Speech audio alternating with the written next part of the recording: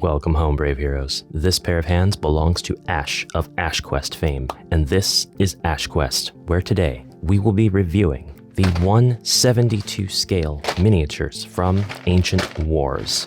You've probably seen these on sites like Temu, and that is actually where I got these two packs. Although I have a few more that I traded, and I actually used to have these in with the castle pack that I reviewed a month or so ago. The giant castle with all of the different size miniatures and catapults and chairs and rubble and things like that. Unfortunately, that didn't come with the castle that it was advertised to have. It just had a couple of towers, but it did have a whole bunch of these tiny miniatures. And for some reason, I didn't decide to keep them when I gave all of that away. It was only a little bit later that I reviewed the Dark Alliance miniatures, or actually, I might have reviewed those a little bit prior. I don't remember anymore.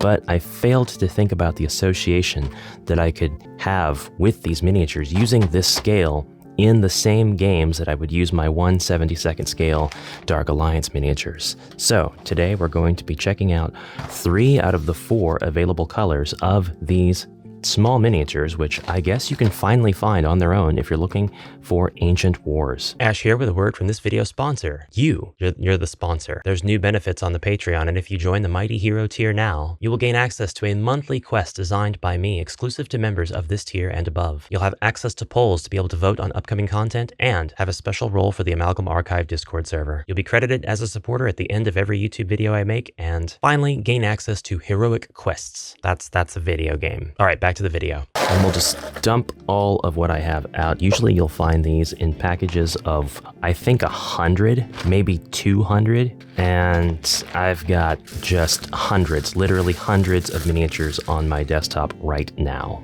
Tabletop, not desk. All right, so one thing I would like to do is kind of pull out all of the unique poses and show you the sizes of these miniatures compared to other 28mm and 32mm miniatures, and then kind of see why people actually really enjoy the 1/72 scale. After a little bit of time spent with this, I actually get it. I don't know why I dumped this out. There was really no practical reason to do so because I already had the dark grays unboxed. I could have just left these packaged. Oh well, whatever. So there's more than 300, there's about 400 soldiers on my tabletop right now, and the total cost for all of these is probably about, I don't know, you'd be hard pressed to really spend more than like $15 to get all of this. Couple these with the possible miniatures that you can get from Dark Alliance. I have a bunch of them here: centaurs, mummies, wargs, war trolls, orcs, and you're looking at a massive war game. Now, fortunately for you, you don't have to see me break these off of a sprue with my bare hands. And you wouldn't have to see that anyway. I finally got myself a pair of flush cutters. Thank you to everybody who saw my Dark Alliance video and told me that I didn't need to be a barbarian twisting things off the sprues. So anyway, you'll notice that these weapons are easily kit bashable. We'll just twist them off the miniatures. Yeah, I'm just kidding, but don't test me, comments. I counted 10 unique sculpts across these 100, 200 count miniatures. Definitely enough to get a sort of specific build of character, but I'll show you what I mean. All right, I was able to isolate the 10 unique sculpts right here, and we have Knight standing at ease, Knight with staff and shield. You could trim the end of this or perceive it to be a spear, no problem. Knight getting ready to knock their arrow, Knight with no shield, raised sword, Knight with raised axe and shield, Knight with raised sword and shield, along with slightly heavier armored Knight with raised sword and shield, Knight with drawn sword but at ease, Knight with raised sword and shield, and Knight wielding a two-handed halberd, a halberdier, Ash.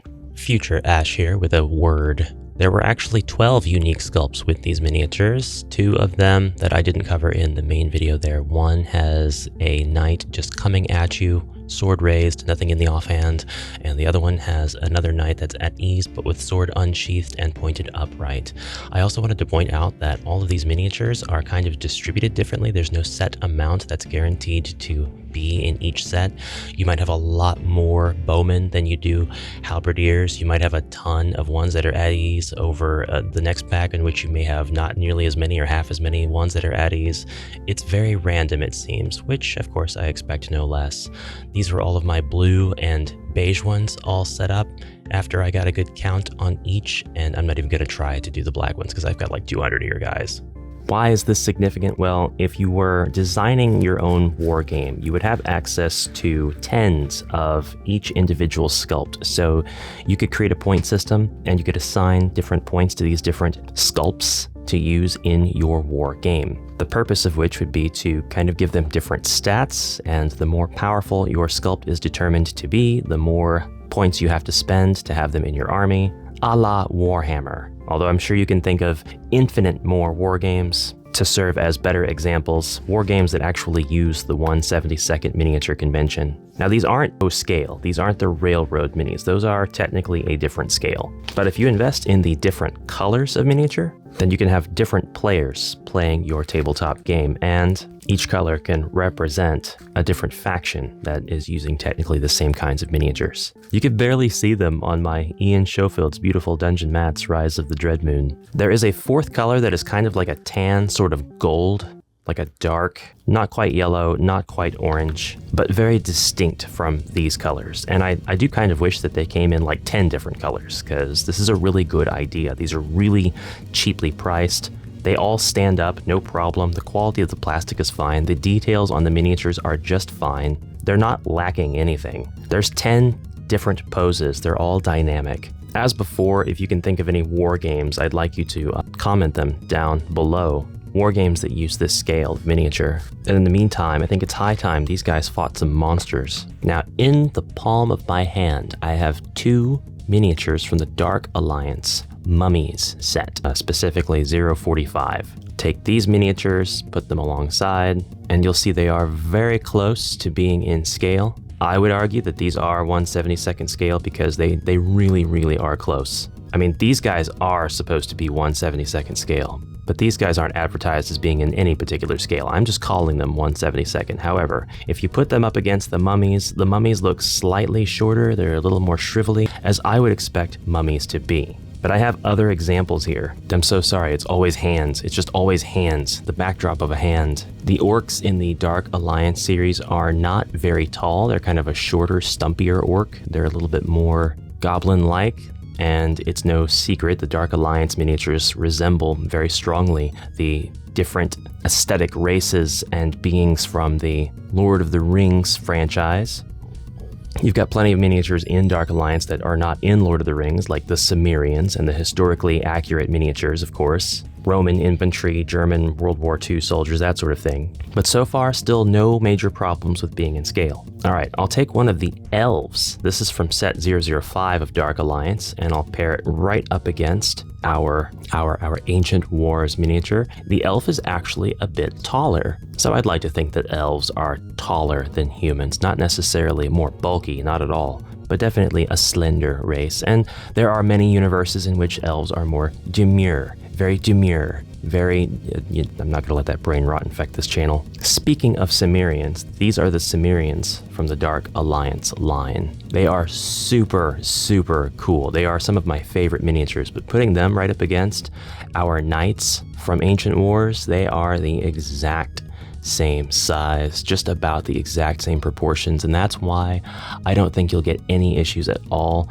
dealing with scale. If you want to grab all of your Dark Alliance miniatures, and by the way, I learned that it's not just Dark Alliance, they also have the elves and the dwarves and such as part of the Light Alliance. So that's like a completely different name for the same brand of miniatures. It's still mythical fantasy races in this 1/72nd scale that you can use for your tabletop war game. I've been referring to it as Dark Alliance because all of the monsters that I got were part of the Dark Alliance line, but they're essentially the same as the Light Alliance. You can use these two things together, against one another, with each other. It just depends on how you want to use them. So you guys saw the War Trolls that I was sporting in the Dark Alliance unboxing video. This here would be an example of the War Troll versus the Ancient Wars Knight, an extremely threatening presence on the board. Now, putting these down on this 1-inch standard scale board, which is actually a neoprene mat, all this stuff looks wildly out of scale. I mean, it all looks so super tiny. Not to mention the details of the colors getting lost and getting murky. We're gonna switch the camera angle here in just a minute to show you a little bit more of a diorama version of what's going on. But I did want to say that this would just necessitate a smaller board. You could just get a board that has smaller squares, a smaller grid, and it could be square, it could be hex. I actually think a hex board would work really, really well with these guys. I thought it was really funny. I took out my centaurs, 1/72 centaurs, and decided to compare the human torso with that of the knights, and the centaurs just have larger torsos and larger body parts in general. All the human side of the centaur is larger than the human of the Ancient Wars line, but I think that that's still normal and fine.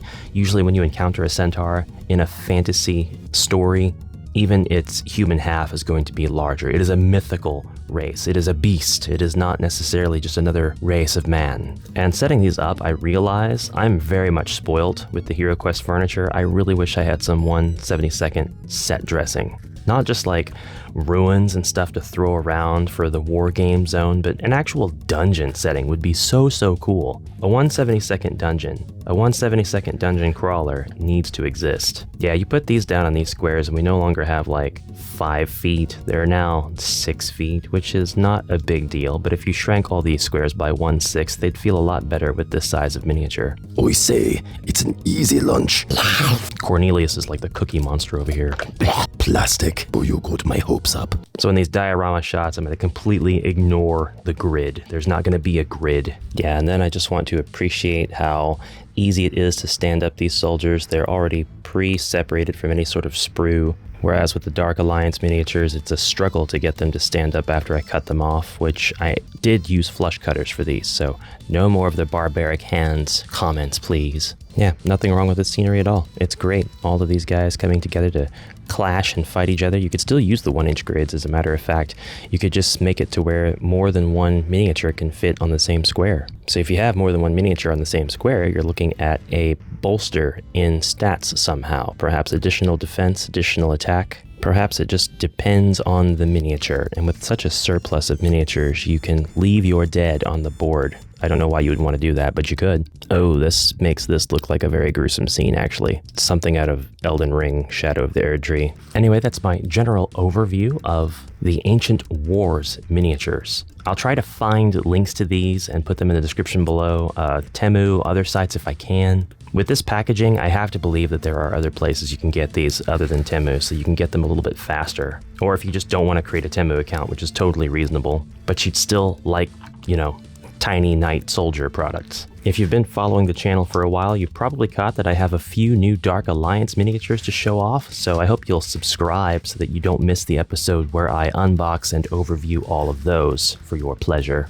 I'm a huge fan now of Dark Alliance, and with these extra boxes, of which I just got 6 new races, 6 new entire armies, the total after shipping only being about $60 USD. I have a ton of war game goodness. I don't know why I'm mixing these together. It feels good, but I know it's going to be a pain in the butt to separate them out, and I'm going to have to separate them out by color because I just don't function any other way. Why do I do this to myself? I hope you have a fantastic rest of your day, brave heroes, and I will see you in the next one. Until then, bye for now.